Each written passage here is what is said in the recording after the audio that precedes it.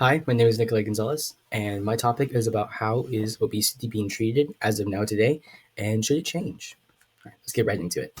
So today we're going to be focusing on three different sections here. The first section being the social aspect of being treated today, and section two is the medical/physical aspect, and then the third section, the last, is the conclusion and what should change.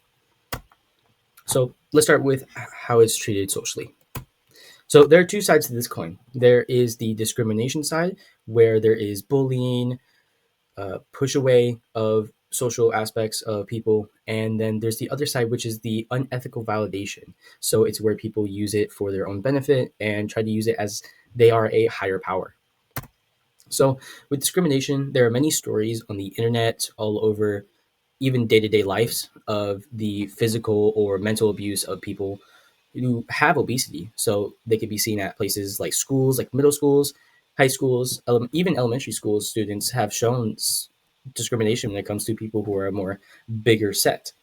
There are also other places like parks, restaurants, the healthcare system, even they put on the fact that since they're obese, oh, that is the main problem. You have to eat more, you have to do this, even though they could not change physically. There, it is a huge problem on that. And even the internet is a huge place you can see that discrimination when it comes to people who are more bigger set.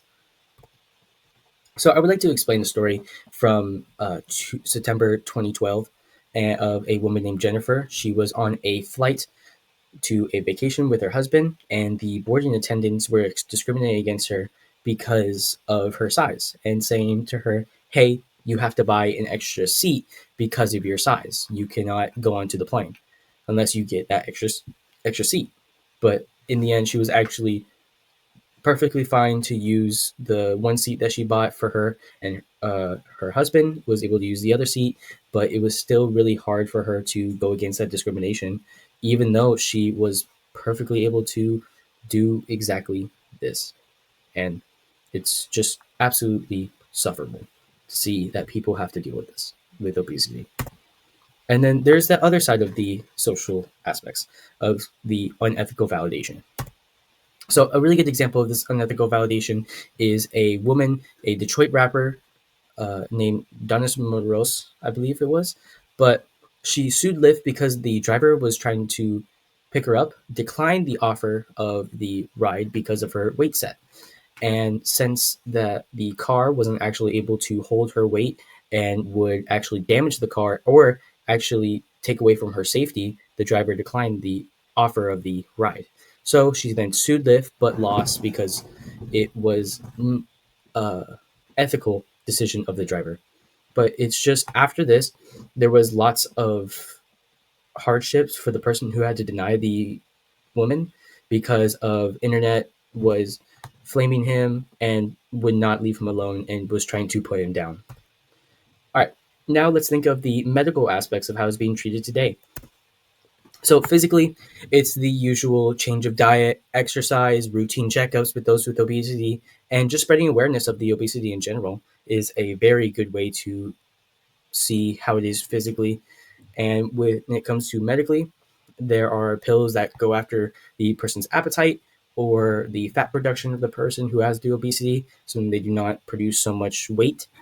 There's also pills that help with cravings. They usually lower it down. And also, too, there's also another option of surgery to reduce the size of the stomach or kind of restrict it in a way, so and then you feel full faster. Continuing on to the band, as I was talking about, where what they would do is they would put a kind of like a tube or rubber band around your stomach so it feels a lot more faster when you eat food to get full. There's also others where they would cut into the stomach and make a straight line track to the rest of the intestines so you get full faster, and then you don't eat as much. And then there's also the occasional of eating healthier, exercising more, and then the side option of pills like Xenical. I can't, sorry, I butchered that, but helps with reducing cravings and lower fat production.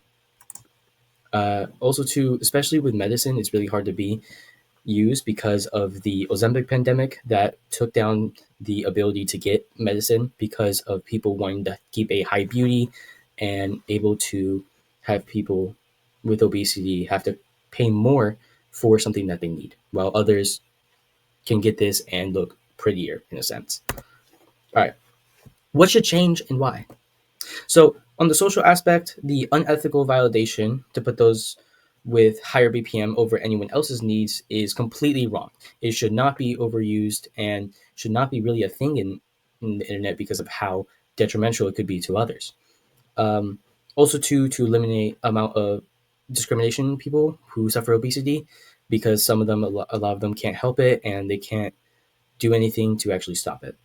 And then also too, we should also to have accommodations for those with a certain weight class and treat them as if a person of our own or as like family and not as a burden, because there is a lot of people who treat people with obesity like they are a burden.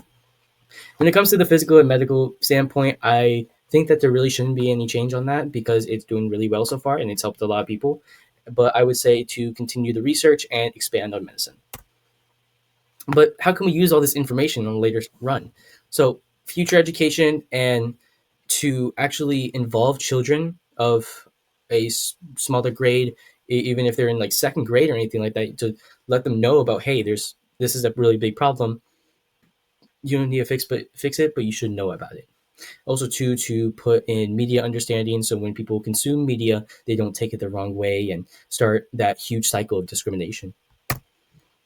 So the process I'm getting here with all of this information and research was kind of like, I think of it like a road trip. So there's the smooth road, your little freeway, and there's the bumpy road with all the potholes.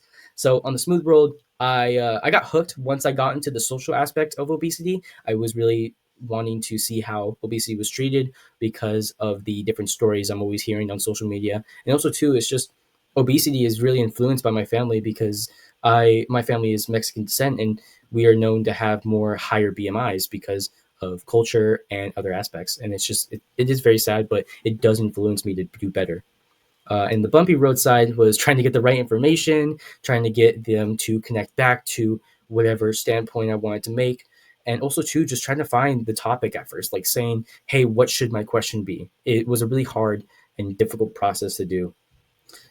But thank you for listening. I hoped I educated someone in how obesity is being treated nowadays and how it should change because there are a few aspects that should just completely be kicked off of the planet because of how bad it can be.